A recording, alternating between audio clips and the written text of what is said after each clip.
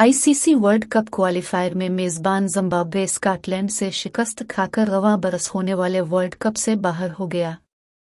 बुलावायु में खेले जाने वाले अहम मैच में स्कॉटलैंड ने पहले बैटिंग करते हुए 8 विकेट पर 234 रन बनाए। माइकल लीसक 48 रन बनाकर नुमाया रहे। मैथ्यू क्रॉस ने 38, ब्रैंडन मैकमिवलीन ने 34 और जॉर्ज जी मुंसी ने 31 रन बनाए। जवाब में जिम्बाब्वे की टीम 203 रन बनाकर आउट हो गई। रेयान बल 83 और विस्ले मीदेवीर 40 रन बनाकर नुमाया रहे। इस शिकस्त के बाद जिम्बाब्वे की टीम भी वर्ल्ड कप की दौड़ से बाहर हो गई। इससे कबल वेस्ट इंडीज भी वर्ल्ड कप से बाहर हो चुका है। श्रीलंका पहले ही क्वालिफाई कर चुकी है और उसका वर्ल्ड कप में पाकिस्तान से मैच 12 अक्टूबर को होगा। 6 जुलाई को स्कॉटलैंड और नीदरलैंड्स के मैच के बाद वर्ल्ड कप 2023 की दूसरी क्वालिफायर टीम का फैसला होगा।